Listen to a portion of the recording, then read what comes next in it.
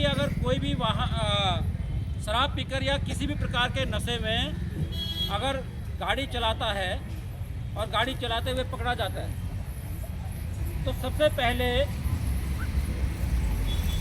जो मैं आपको बता दूं, एक तो नए प्रावधानों के अनुसार एक तो गाड़ी बंद होती है, लेकिन गाड़ी के साथ साथ वो चालक भी बंद होता है। अभी तक आपके साथ ऐसा हुआ नहीं है ना, इसलिए लगता है कि यार सब कुछ चल जाता है, लेकिन प्रावधान ये है और अभी हमने किया है। अभी 31 दिसंबर के आसपास हमने 4 लोग ऐसे पकड़े थे, आप लोग नहीं थे उनमें, लेकिन 4 ऐसी प्राइवेट वाहन पकड़े थे। होता क्या है कि एक तो गाड़ी बंद होती है और गाड़ी के साथ साथ जो चालक है वो भी बंद होता है,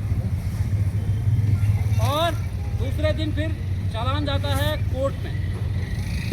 कोर्ट जो है उस पर फिर जुर्माना लगाती है 10,000 से लेकर के 15,000 तक, मतलब 10,000 तो लगाना ही लगाना है, मिनिमम 10,000 रुपये का जुर्माना होता है।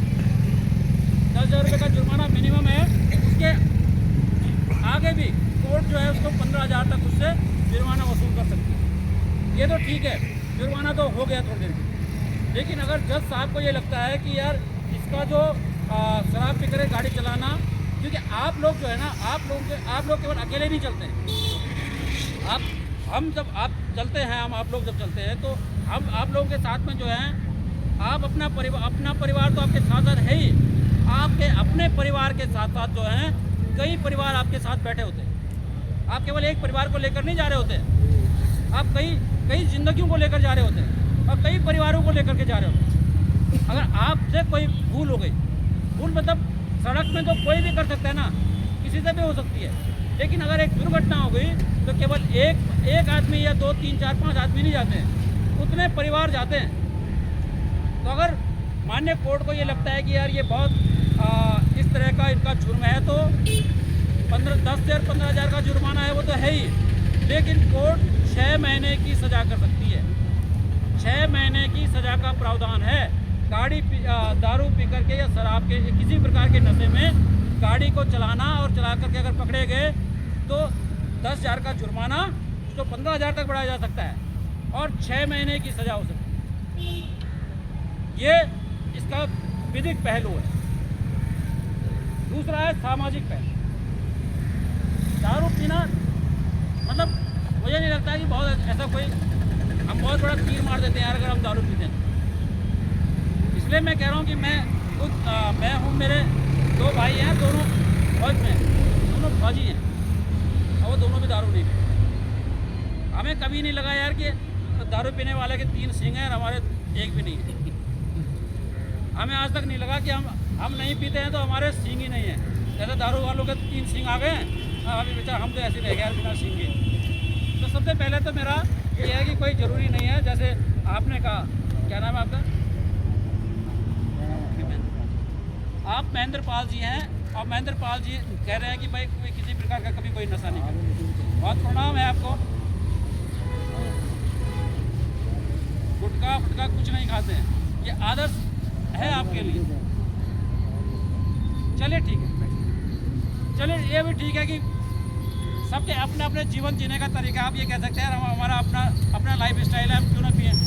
लेकिन आपसे मेरा ये अनुरोध है कि जब आप पिए तो जो दारू है उसको घर में शाम को जाकर के घर में पिए।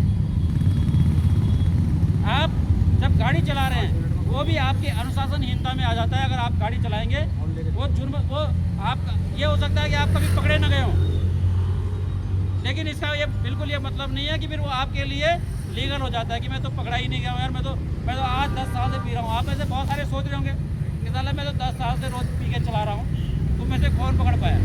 वो ठीक है, नहीं आप पकड़े गए हैं, लेकिन ये कोई अच्छी बात नहीं, ये भी तो अनुशासनहीनता है।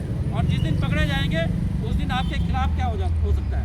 पकड़े ना भी गए, लेकिन अगर दुर्भाग्यवश किसी दिन आपके साथ में कोई दुर्घटना हो गई तो उस रिजल्ट के बारे में सोचें।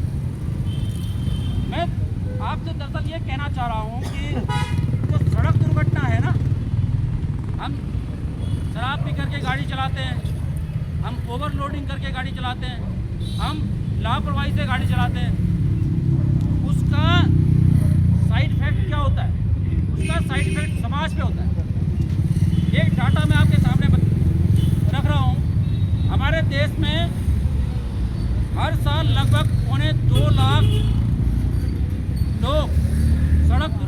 मर जाते हैं।